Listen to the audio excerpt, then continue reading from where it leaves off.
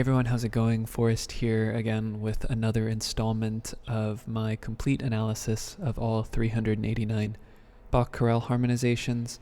We're going to be looking at Gottes Sohn ist kommen today, which roughly translates to God's Son is coming. I also see another translation here that suggests it means once he came in blessing. I think the literal translation makes a little bit more sense. However, there might be more of a poetic meaning behind it. That being said, we have a quaint little chorale here today. Pretty straightforward harmonically. Honestly, there really isn't too much to say about this chorale. All the harmony functions exactly the way the textbook will tell you it functions, and really not too many interesting chord progressions here. There is one moment that I think is a really beautiful twist that Bach throws in towards the end, but this chorale reminds me a lot of the first chorale that we analyzed day one a couple weeks ago. So let's get right into it. So let's start by analyzing the key. 1 sharp. We start with the G major triad. We end on a G major triad. I think it's safe to say that we are in the key of G major. Okay, starting with a 1 chord, which is a root position G major triad. We then have a C major triad in root position. That's a 4 chord in the key of G major. And then we have G, D, G, B. That's another G major triad in root position. And then we go to A, C, F sharp, and C. That is an F sharp diminished triad over A, or a 7 diminished chord in first inversion, a 7-6. Then we have G, B, D, D with a passing tone, a very quick passing tone in the tenor. Sorry, I said G. This is B, B, D, D. I think that this is actually, it's kind of difficult to say exactly what this chord is. We're going to call it 3 because that's the components that it has, but this 7 does want to go to 3, or 7-6 wants to go to 1. We're just going to call it 3 with some passing tones going on here as well.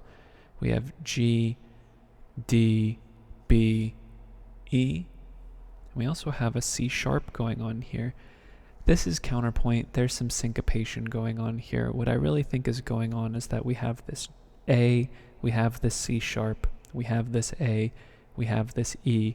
I think all of this is sort of B minor going to 5 of 5, or more specifically 5, 7 of 5.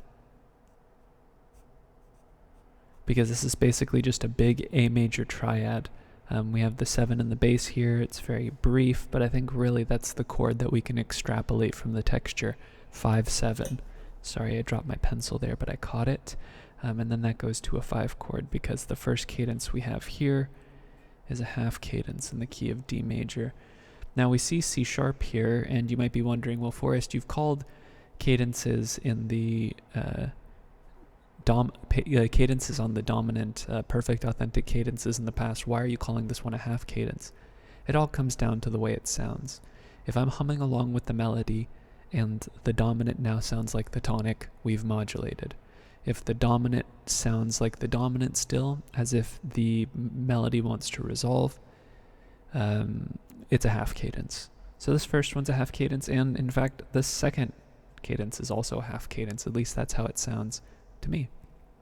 Okay, let's move on. A, C, A, E. That's an A minor triad in root position, or just a 2 chord. Then we have D, C, A, and F sharp. That is a D7 chord, also known as a 5-7 chord. That is not a non-chord tone. That D belongs to the chord structure. Then we have E, B, G, G. That's an E minor triad in root position, also known as a 6 chord. Then we have F sharp, A, and D. It's a D major triad in first inversion, or a 5-6 chord. And we know 5-6 usually goes to 1. G, D, G, B. That's a G major triad in root position, also known as 1. Then we get A, A, E, and C sharp. That is a root position A major triad, or 5, of 5, right there. And then we get D, A, F sharp, D. That's just a 5 chord. And again, I think if we were to have modulated by this point, we'd have to have seen more C sharps. That's just something that is intuitive to me. But really, for all intents and purposes, you probably could look at this through a D major perspective. I just think the amount of C's in comparison to C, or the lack of leading tone until the cadence, really makes it feel like a half cadence. And really, 5 of 5 is just a substitute for 2 anyways, as 2 in the key of G major is A minor, 5 of 5 is A major. So really, they're two sides of the same coin, accomplishing the same thing, a predominant function. Okay, now we're moving on to a perfect authentic cadence in the key of G major. We have E, G, E, and C. That's a C major triad in first inversion. 4/6 chord. F sharp, A, D, A. That's a D major triad in first inversion. G, G, D, and B. 5/6 again, going to 1 with a passing tone of a neighboring 7th in the tenor. And then we have E, G, C, and C. That is a C major triad in first inversion. And then we have D, G, D, B. That is a G major triad in second inversion. And we know what's coming next. D, F sharp, C, A. Some type of dominant chord here, because this is a cadential 6/4. G, G, B, and G. An incomplete G major triad. And sometimes you see this bracket notation used to signify 1/6/4 and 5 going together. Alright, let's go ahead and move to the second system. We're getting ready for not a half cadence this time, but a perfect authentic cadence in the key of D major. And why is this one a perfect authentic cadence when we had half cadences in G major before? Well, I think it has to do with the usage of C sharp so prevalently in all of the voices for the most part. Really, like the soprano doesn't get any C's at all, and the other voices get C sharp to contextualize, which makes me feel like we've modulated at this point. So we're going to say that right here. Even though this D major triad is 5 in the key of G major, in the key of D major, it is now 1.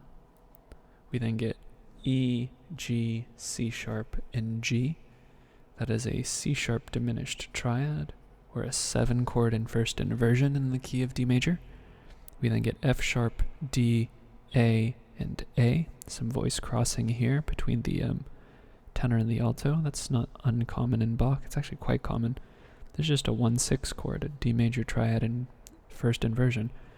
Then we get G, B, D, and B. G major is now a 4 chord, remember, because we're in the key of D major. Then we have C sharp, E, E, and A.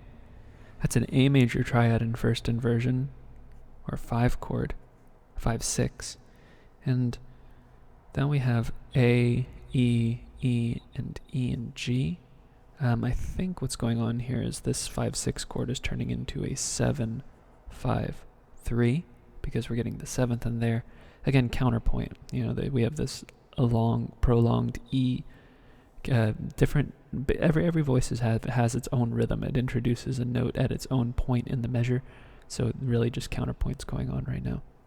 Then we have D, A, E, and F sharp. I think it's this D right here that we're sort of considering. So this would just be a 1 chord. Then we get A, G, C sharp, and E. This D being a suspension, like a 4/3 suspension. This should just be a 5/7. And then of course we get a perfect authentic cadence in the key of D major. That's just a regular old 1 chord. So now let's look ahead to the next cadence.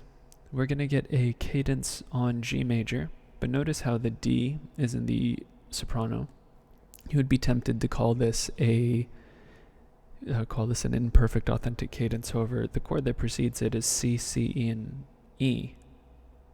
That's an interesting chord. That's a 4 chord. So this is not a imperfect authentic cadence, but rather a plagal cadence, 4-1. So we're going to be analyzing that in the key of G major. So if we look ahead, we have B, G, D, and G. That is a G major triad in first inversion. So it's a 4 chord. But in the key of G major, that's a 1 chord in first inversion. And then we get C, C, E, and G. That's a 4 chord in root position. Remember, because now we're thinking in terms of C, because we're not thinking in terms of C, we're thinking in terms of G major. So it looks like we have 2 4 chords adjacent to one another, but context matters. And now that we're in the key of G major again, this C natural is now 4, as opposed to G being 4 in the previous key. We've got some passing tones in the upper voices. We have G, D, G, and B. That is a 1 chord in root position. We then have E, C, G, and C.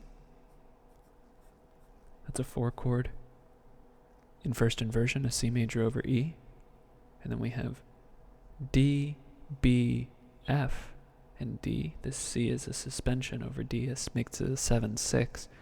Now this F natural, what is it doing? Well, this is a B diminished triad in first inversion.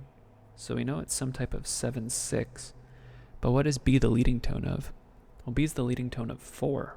B is the leading tone of C, right? So this would be 7-6 of 4. And if I'm right, the trajectory, even if it's not the next chord, it's most likely going to be the next chord, but most likely a chord in the not so distant future is going to be C major. But if we look ahead, we have C, C, E, and E. That is a C major chord. Kind of, sort of. That F sharp there turns that C major into a diminished, kind of like how all of these passing tones have been doing, like the ones up here, which I didn't mark. Points off for me. But you often see 4 with these quick passing tones in the voices that would turn the 4 chord into a 7th chord, because it kind of creates like a little quasi-cadential chord progression, like a cadence junior in the texture, which is kind of interesting. And then 4 goes to 1. This is a G major triad in root position. All right, we're closing in on the end of the chorale. We have a perfect authentic cadence still in the key of G major here. Let's just keep analyzing. E, B, G, and G. It's an E minor triad in root position, or a 6 chord. That E is a chord tone, so we don't need to mark it. F sharp, A, D, and A. That's a D major triad in first inversion, or a 5-6 chord. Passing 7th in the alto. This alto line is crazy. 1, 6, 5, 4, 3, 2, 1, 7, 1. A leap of a major 7th. It's pretty interesting. G, D, B, voice crossing again in the inner voices.